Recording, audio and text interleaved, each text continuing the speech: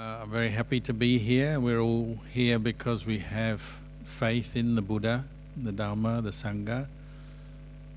We're interested to learn new things, I think, or at least review, remember the Dhamma that we already know.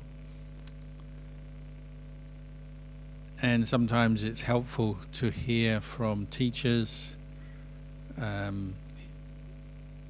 get these reminders, because the pressures of daily life, it's so easy for the mind to just wander away from the Dhamma, from the truth, and into more what we call worldly thoughts and worldly activities that often don't lead very far into anything good, and certainly don't lead to peace and understanding. So listening to the Dhamma can help bring you back to the present moment, bring you back to the purpose of the Buddhist path.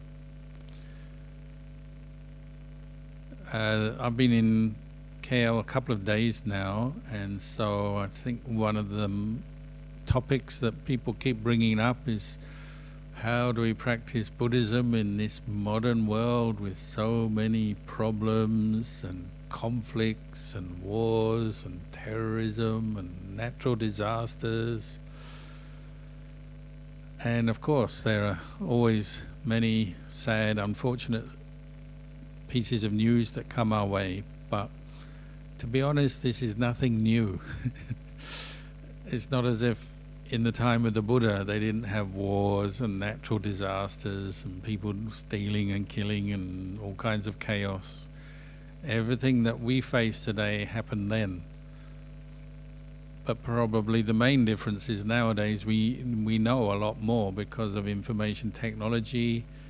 Whatever's happening anywhere in the world, within a few seconds or minutes we can know about it. It can come straight to our phone or our computer. It's very quick. The information, the news gets around, travels around quickly, and so sometimes we get the impression that the world is falling apart and there's just endless problems, and it affects our mind, doesn't it? Our mind becomes shaken by it all, and we talk to each other, and sometimes the more we talk to each other, the worse it seems. And in short, you can say bad news sells. People love to talk about bad news more than good news. I don't know why, because it's like a kind of psychological kind of illness that we actually like to make ourselves feel depressed and unhappy by doing that. And if we're not talking to someone else, we focus on it in our scrolling and our reading and our talking and listening. But none of this is new. And the whole point of why the Buddha went forth himself, leaving a very comfortable, luxurious life, what we call a luxurious life in those days, to go and live in a forest as a monk with nothing, the reason he did that is because those very same challenges that we face today were there then already. And he'd already identified that. He'd become aware that every human being has to face aging. Once you're born, you get older. Every human being has to face sickness. Injuries, sickness are very normal for everyone. And every human being has to face death. And in between birth and death, there's a fair amount of despair, anguish, problems, all the sort of things we talk about and the news emphasizes. It's all there. That was affecting the people in the time of the Buddha, and he saw that, and he went forth saying there must be more, there must be something better, different, outside of all that, or a cure to all that. Often they would talk about the suffering of the world. In those days they talk about the suffering, the problems of the world as in the same terms as like an illness. And when there's an illness, well, there must be a cure for the illness. Where there's chaos, there must be some peace somewhere. And this is one of the ways the Buddha, prior to his enlightenment, was reasoning. Where there's darkness, there's also light. Where there's birth, there's death, these opposites he was saying. So where there's suffering, there must be the end of suffering somewhere. But we have to work out how to get to it or how to find it. And that's what he did. So we're very, very fortunate, I would say, to be born in a time when those teachings that the Buddha, you might say, discovered, or even you might say rediscovered, because he wasn't even the first Buddha the world has known. There's been previous Buddhas. The Dhamma is always there. He just rediscovered it. He compared it to like an ancient city, going into the jungle and following a path, rediscovering that path, and then getting to an ancient city, Nibbana. He did that, and then he spent his life, 45 years, out of compassion, teaching that to the people of the time. And the teachings were so well expounded, so well taught, so excellent, that they've been practiced and remembered until today. And that's our good fortune. And we are here in Nalanda Buddhist Society. Nalanda, as we all know, was the name of the ancient university where people went to study Buddhism from all backgrounds and different traditions and so on. And it's still going on today. So that's our good fortune.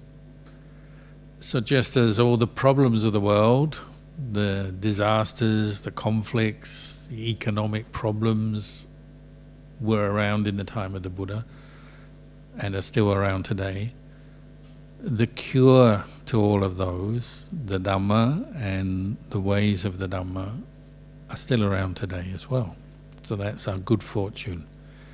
Nothing is hopeless. We may feel despair from time to time, especially when you hear bad news. It may promote despair and a sense of hopelessness in your mind sometimes, or depression or frustration.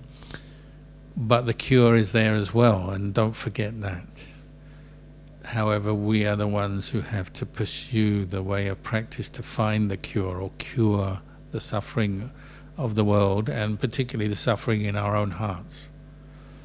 That would be a big ask for each of us to try and cure the suffering of the whole world. I mean, even the Buddha couldn't do that, because beings have their karma.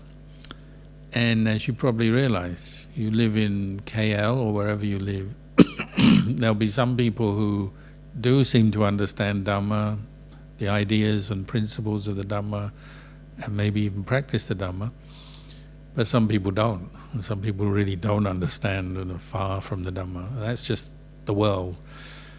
So we probably shouldn't expect to cure all the problems and confusion of the world for everyone, but there are at least some people open to the Dhamma, willing to practice the Dhamma and see the value of the Dhamma, and some of them are here tonight.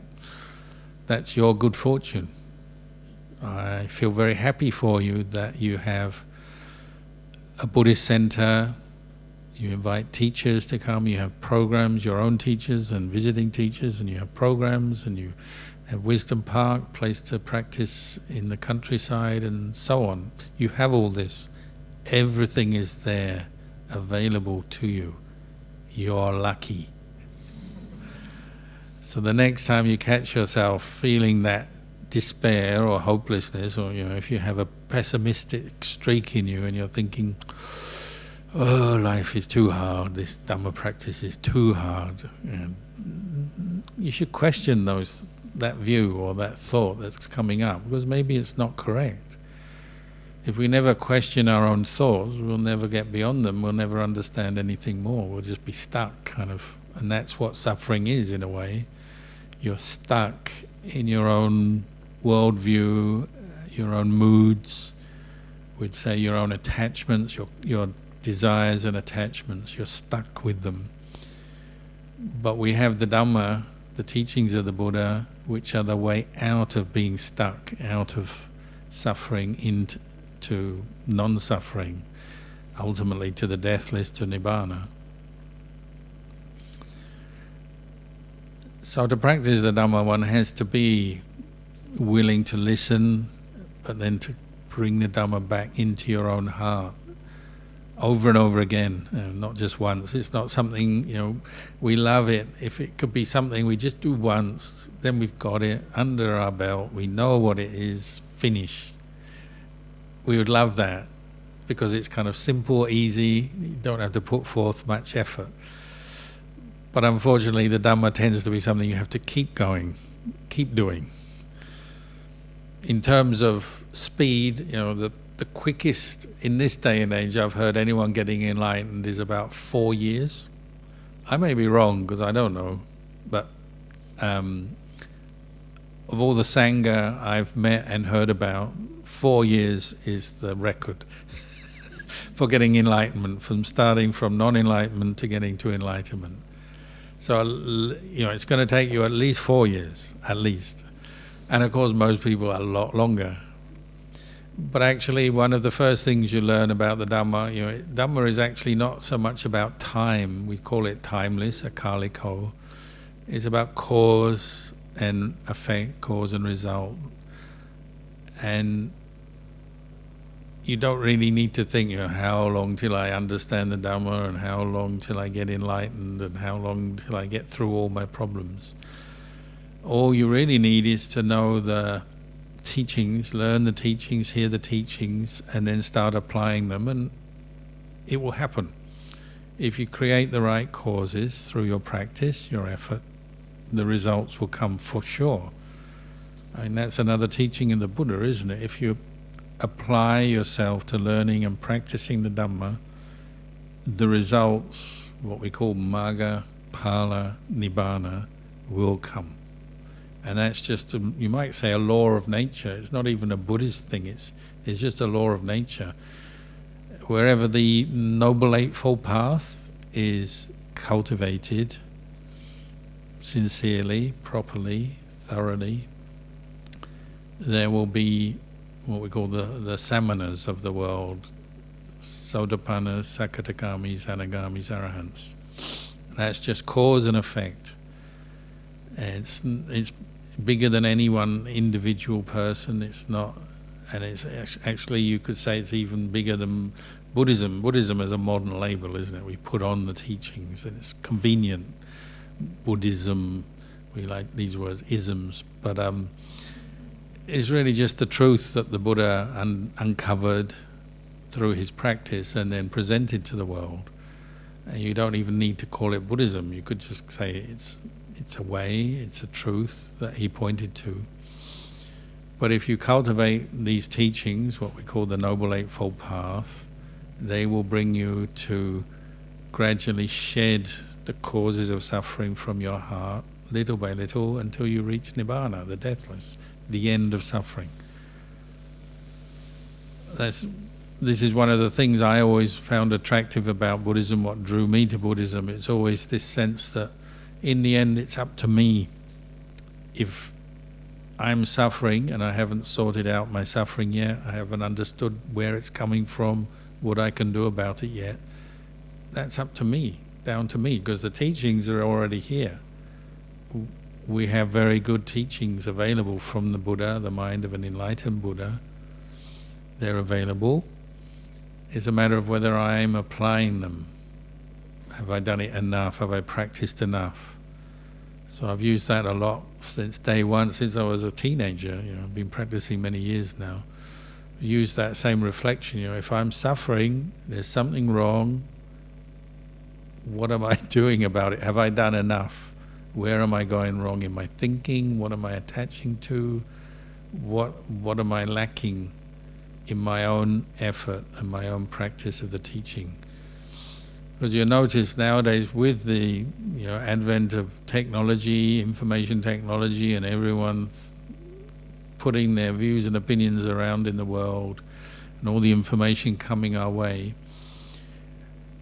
one of the results of that, it would seem, is that more and more people are kind of blaming everyone else for their problems.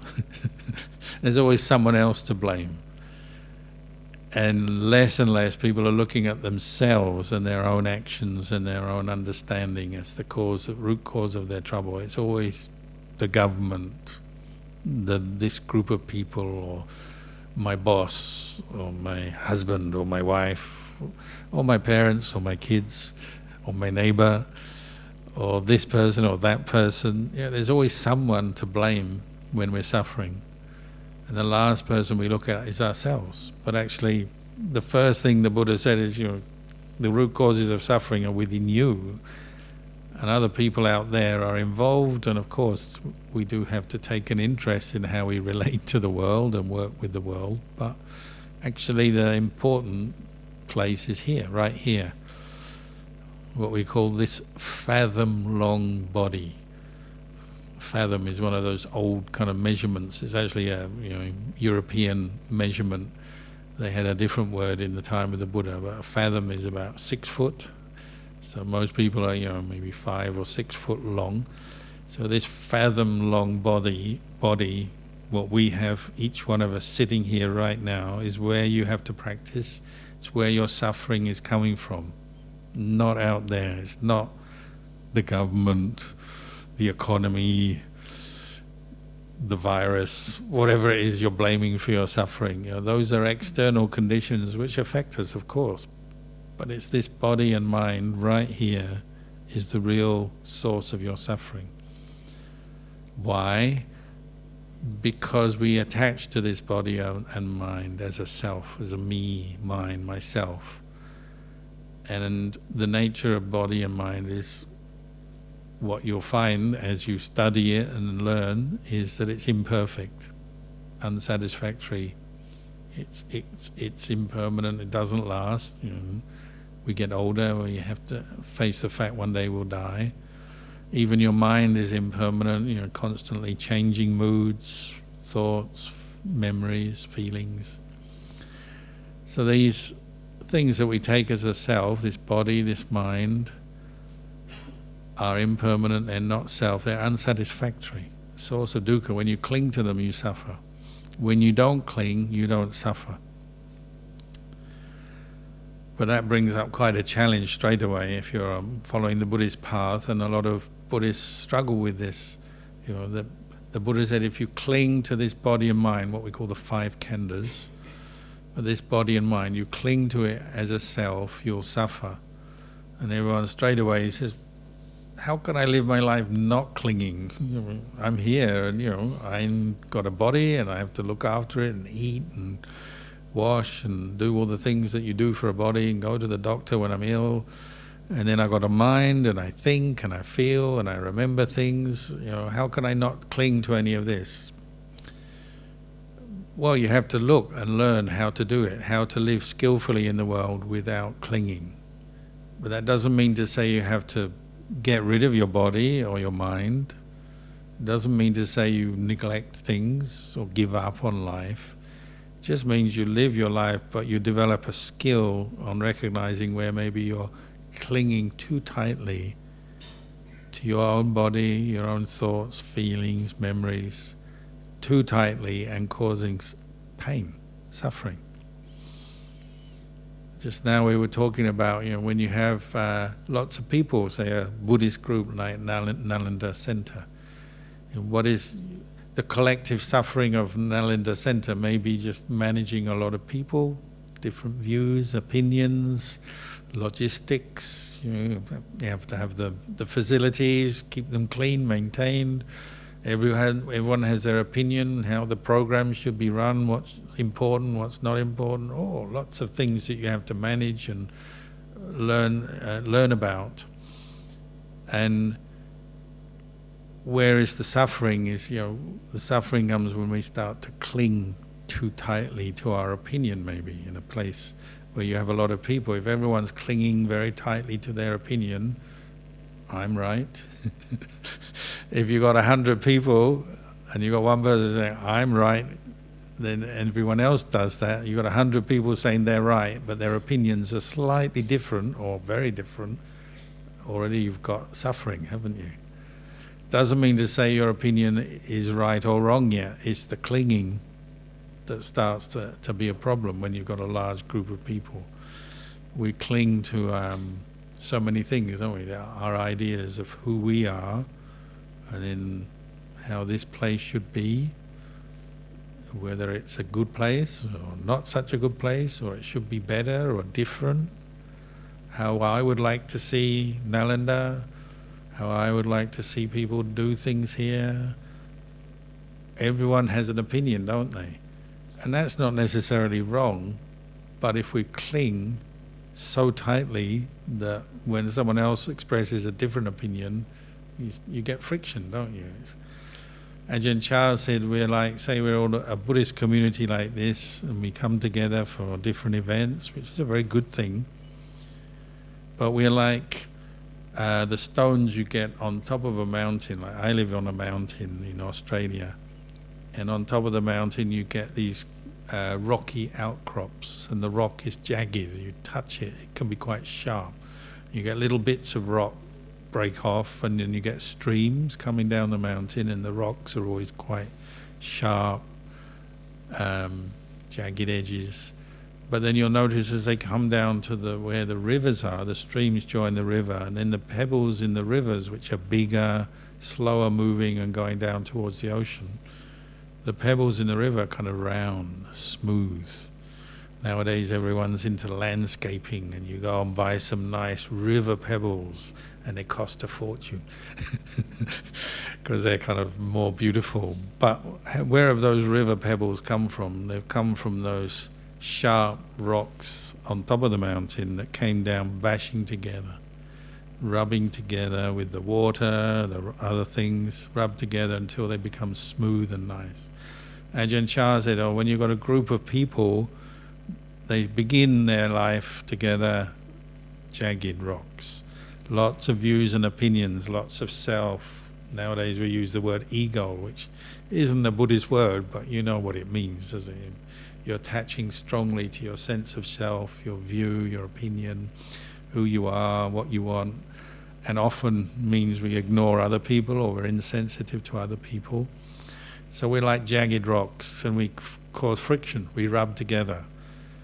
So I'm just guessing here, hopefully I'm wrong actually, but I'm guessing everyone in Nalanda could probably say they've had a few occasions where they've rubbed against another person. At least mentally, at least a thought, and sometimes maybe verbally, and sometimes through actions, we rub together. But if you stick with the practice, the Noble Eightfold Path, Sila, Samadhi, Panya, reflecting on the Dhamma, those occasions when you rub together can actually smooth off some of your own edges, sharp edges, if you're reflecting where your attachments are, where you're clinging. And in the beginning it's usually views and opinions, isn't it? You come into a center from your home, you got your one set of values and behaviors and ways of doing things at home. Then you come into the center where there's a slightly different set of values and behaviors. Hopefully they're not that much different from what you do at home, but there'll be some things that are slightly different, aren't they? It's a different situation, it's a group situation, standards of behavior. We use, in the Nalanda we use 5 precepts as the basis. Faith in the Buddha, Dhamma, Sangha, our respect for the Buddha, the Dhamma, the teachings. There's certain values and certain activities that are encouraged and are part of what we do here. So when you come in from your home, there already may be a little bit of friction. At home we do it like this, in Nalanda we do it like that. My idea of Buddhism is like this, but you come to Nalanda, but they do it slightly differently. That's where the friction comes, and the more you cling to your own sense of self, who you are, what you think, what you believe in, what you think is right, the more you might clash with other people, or the more friction you have. In the long run, it doesn't matter, because you'll become one of these nice smooth pebbles as you rub together. But in the short run, there's a little bit of friction there. 2 rocks rubbing together, it can be a little bit painful maybe. So you have to accept that. Even just sitting here on the floor together, it's not always so comfortable, is it? You've got many people sitting together, you've got to think where are the other people sitting. In a group situation or in a society or a community, it's going to be like that. There'll be a little bit of friction. So if you have an activity day and there's some food, who gets the food first? Who does the washing up? who does the preparation. Oh, there's been many areas where our own views, opinions, our own behavior may slightly clash with other people. Some people want to do things fast. Some people like to do it very slow. Some people are very giving. Some people are more shy, more introverted, and keep to themselves. A whole range of people, because it's a community.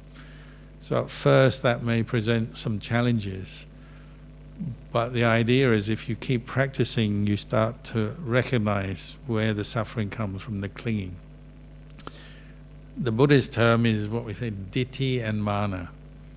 Your sort of initial expression of self is always ditthi, your views, your opinions, your beliefs, and then mana is the conceit of self.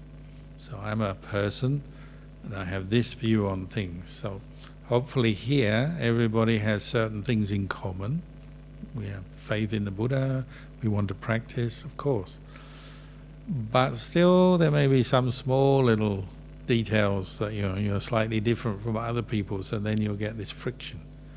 So ditthi and mana starts to come up sometimes. But we have our practice of what we call vinaya, and sometimes people think vinaya is just something for monks and nuns in monasteries, and of course it is, but lay people also practice vinaya. It's not like you're immune from that or it's something separate to you. Your vinaya, first of all, is 5 precepts, isn't it? And then the Dhamma that you're developing will bring up qualities of the vinaya, so like the emphasis on harmony. If everyone here can be willing to sometimes set aside some of the views and opinions for the common good, not push yourself too much, then everyone can benefit from that. If we learn how to listen as well as speak, learn how to listen to other people's views as well as present our own, then the whole group will probably be more happy, more successful, more peaceful. And in that sense, there's been many things in the society here that we have to do, many jobs, many areas that we can help. Doesn't mean to say one person does everything, but we can all contribute. But to do that, you have to set aside a little bit of your ditthi and your mana, your self and your self-view, if you're going to do something for other people. So Buddhism begins here, whether it's in a monastery or in a Buddhist society or a group of people, or even just, you might say, in a family. There has to be a certain amount of sacrifice, letting go, compromise, letting go of ditthi mana. And then that will help the whole group to grow. So you do have Vinaya as lay people. You have the 5 precepts. Another part of the Vinaya that you might not realize or not think about is the practice of Brahmaviharas. Like when you have a group of people, we need to practice these 4 Brahmavihara Dhammas together. Because in a group, you have some people who are doing well, some people who are struggling, some people know a lot, some people know less, some people are new, some people are old. All these differences. So living in, whether it's a family or a Buddhist society or a workplace or society in general, the Buddha gave us these 4 qualities or themes to help us manage the way we relate to each other. The first is metta, just genuine goodwill for ourselves and then for others. Just as a basic starting point, when you do come in contact with other people, how should you start? Well, you start from a place of metta, goodwill. You wish yourself well, but you wish others well, whether they're strangers or people you know, friends. You wish them well. So that's an intention, a good intention, a wholesome intention that you have to cultivate. And you'll know sometimes you have metta, sometimes you don't. It's impermanent. That's what you learn about this this body and mind, you with all the best intentions in the world, you might start the day with a lot of metta for the people around you. By lunchtime, it's gone. Where did it go? Maybe not even lunchtime, maybe just out on the highway and there's a lot of traffic. It's like, oh, metta didn't even reach the office yet and metta is gone. So it's something you have to renew, keep coming back to, a theme, partly through meditation, but partly through wise reflection and just cultivating that intention as a kind of, you might call it the default intention, wholesome intention of the mind if you can, more and more develop that. But then how you practice or put metta, goodwill into practice varies, doesn't it? You have metta in some situations that may actually mean you have to be very active and show your metta, do things for people, give them information, help them, comfort them, do things for them. Other times metta may be just practicing a lot of tolerance, maybe with someone who's a bit aggressive or angry or something. It may mean just being very tolerant and not actually doing a lot at all because you might provoke them. Other times you are with somebody who may be suffering a lot, and the most appropriate quality is karuna, compassion. See what you can do to help relieve their suffering or stop them from suffering further, or just help them out in some way. Other times, or other people may be doing very well and there's not much you need to do, but your metta leads on to what we call mudita, just sharing in that, oh, this person is fine, they're doing well, they're good. I don't need to do much for them other than just share in their happiness, appreciate their happiness and their success. And then sometimes it's upekkha. We need upekkha for ourselves sometimes when we're suffering maybe, but there's nothing we can do. We just have to be very patient and accept the karma of a situation. Say like when you're ill, you need a lot of upekkha, just that sense of equanimity, understanding, oh, now my karma has come up, I've got my injury or I've got my health problem, and I'll just have to go through a process to cure this or fix this. You need upekkha with the pain, with the discomfort, the disruption. Or it could be someone else, someone you love, someone you know, and they're suffering in some way and you really want to help them, but there's nothing much you can do other than wait, maybe. A lot of suffering in life takes time, doesn't it, to sort it out. And you wish them well, you don't want them to suffer, but there's nothing much you can do. So you have to be equanimous. So these four qualities, metta, karuna, mudita, upekkha, they help us to live together in the world, in whether it's here or in the family or out at work. Deal with the fact that the world is full of different people, and we sometimes need to respond differently, appropriate to each situation, each person. So these are four qualities that are kind of like core values and that you develop not just as meditations, but certainly as meditations as well, but also in the way you speak, relate to the world. And they also help us to deal with this fact that we have this self, this idea of a self that quite often is causing some friction, some rubbing with other people. So if you're annoyed with someone, irritated with someone, well, you have to come back to the metta, don't you? Redevelop it or come back to the metta that you've had before. And maybe in a course of a day, you might have to do that many times. If you're really intent on improving your mind, this practice is ongoing. It's not something you do once and then finish. You go to work, there may be a dozen times you have to consciously come back to the metta.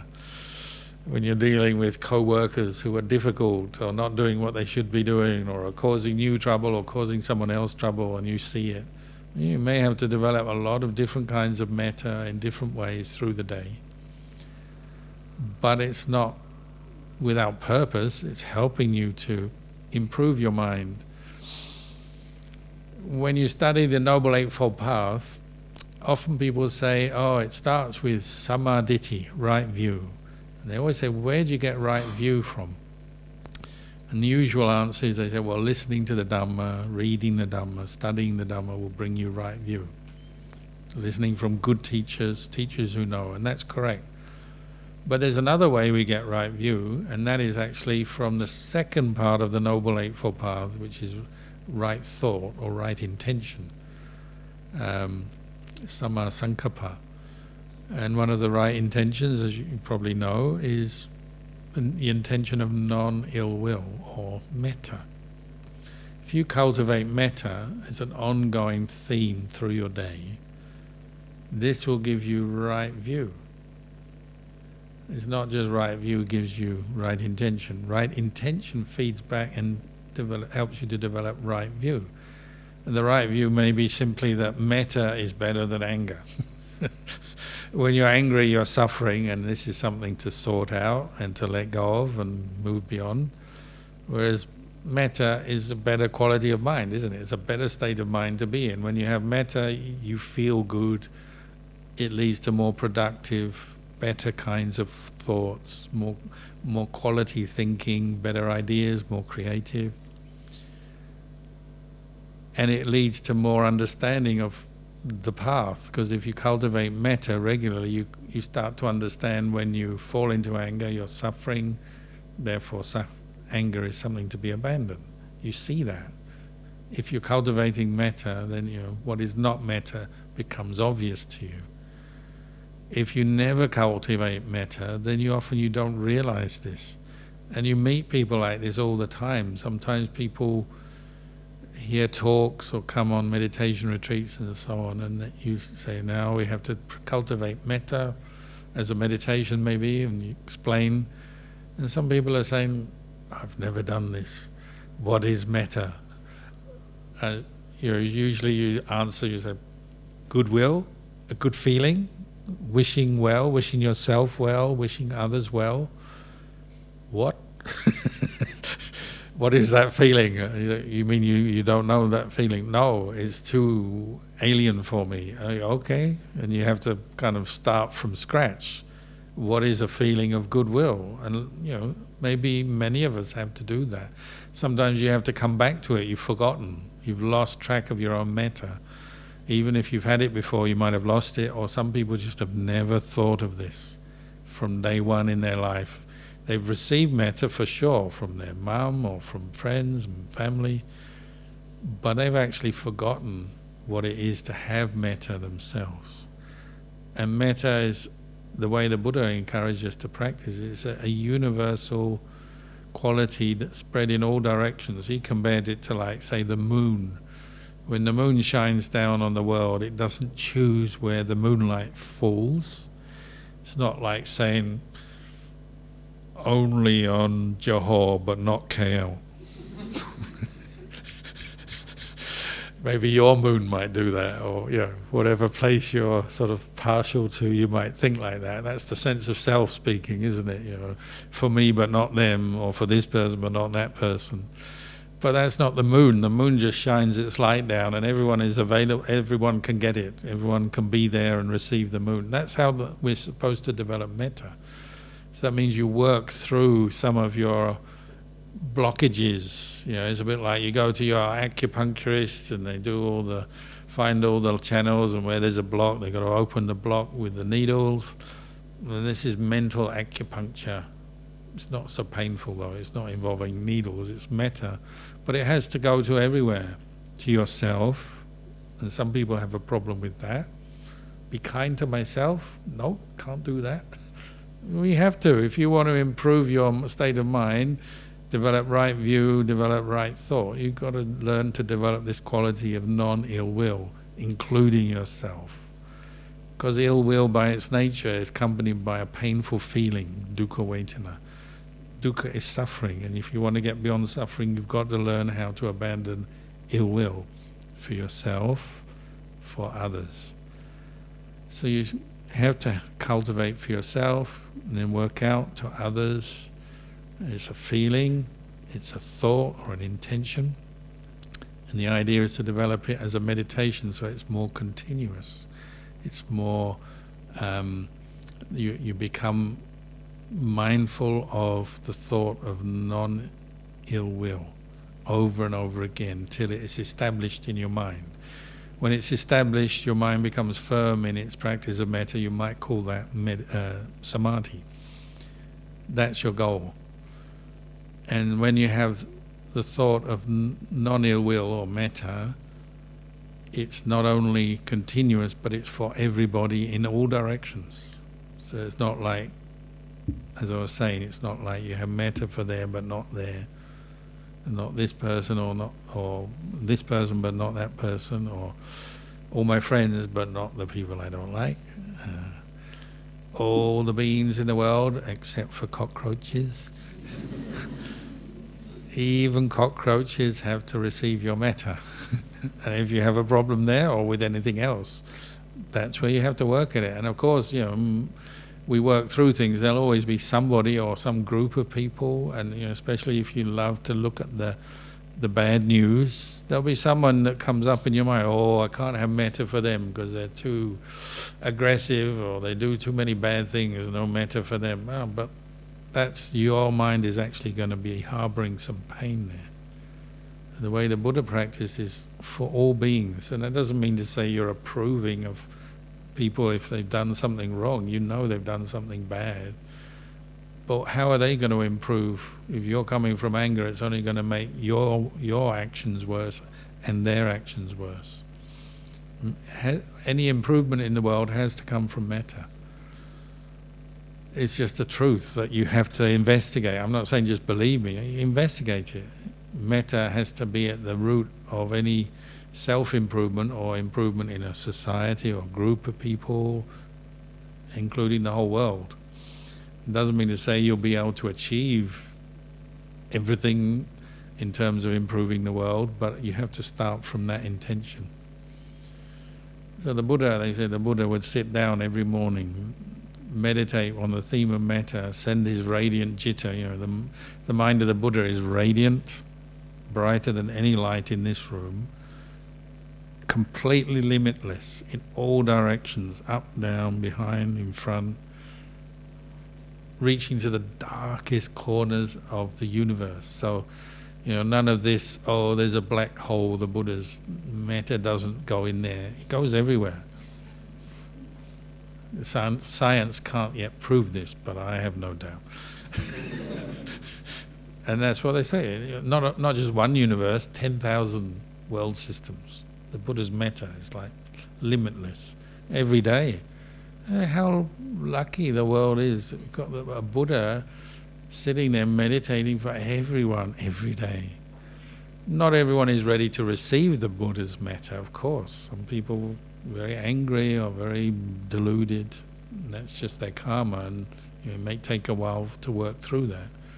But the Buddha was spreading metta to every single being throughout the whole world every day. That's what we are practicing, and it might suddenly sound, oh, that's way too big for me, I can't do that.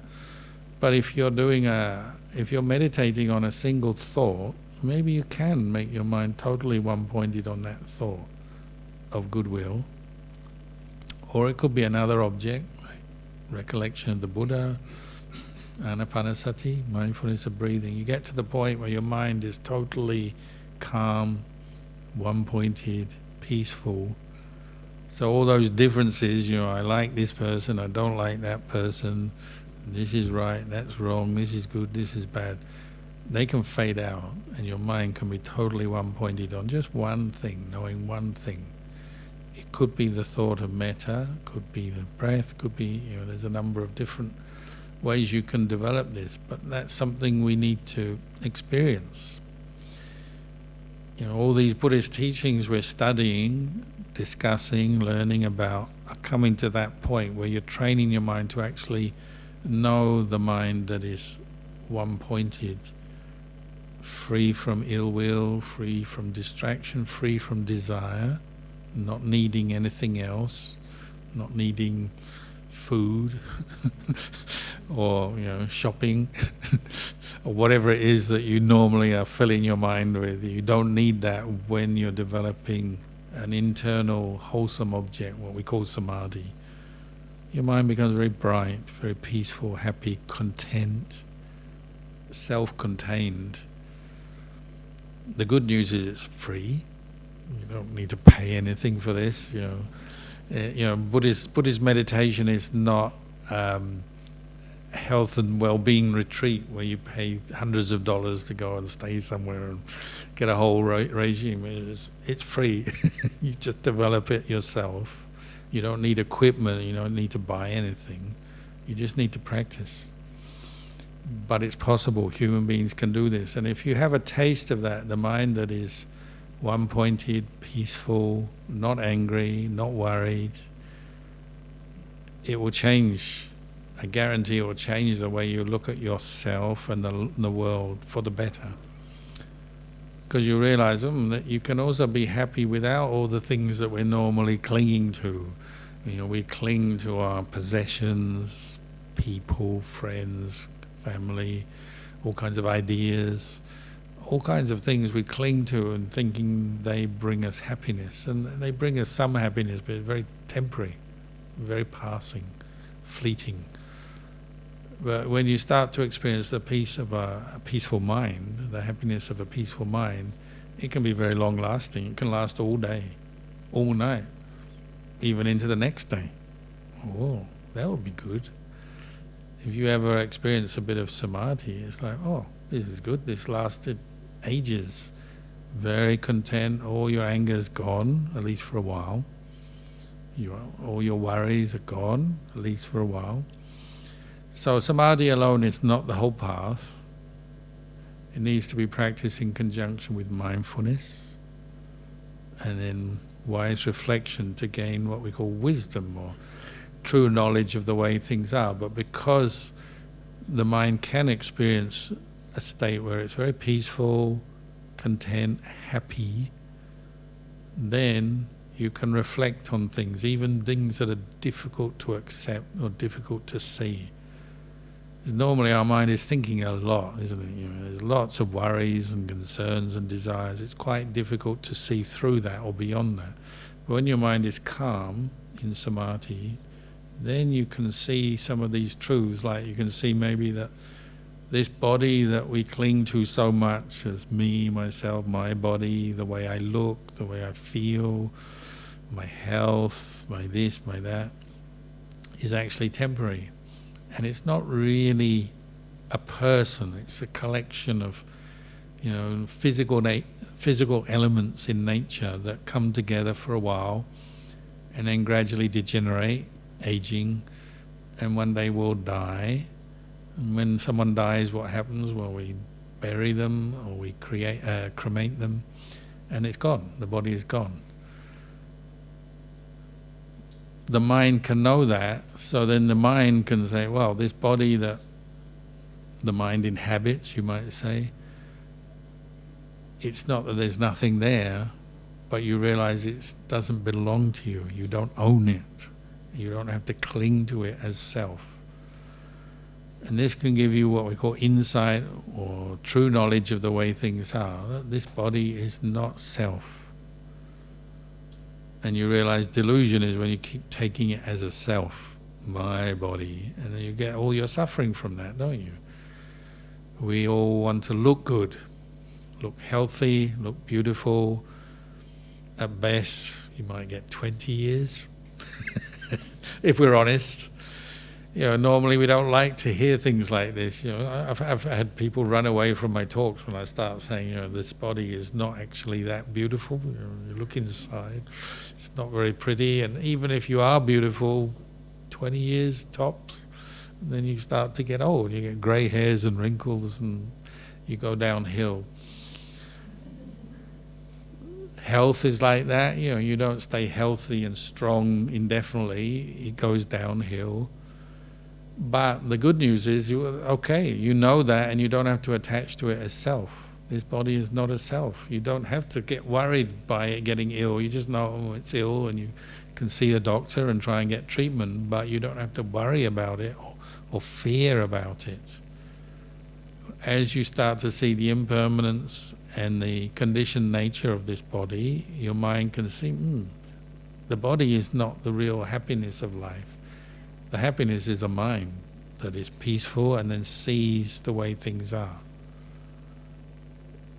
When you have that kind of insight, then it's like, almost like a separation between mind and body, and the mind is seeing things correctly, that, oh, this body is almost like, you could say, like a vehicle, isn't it? You buy a new car, you look after it, you clean it, you look after it, you use it, you go here and there, but you know one day you'll have to give it away or sell it, because it doesn't last forever.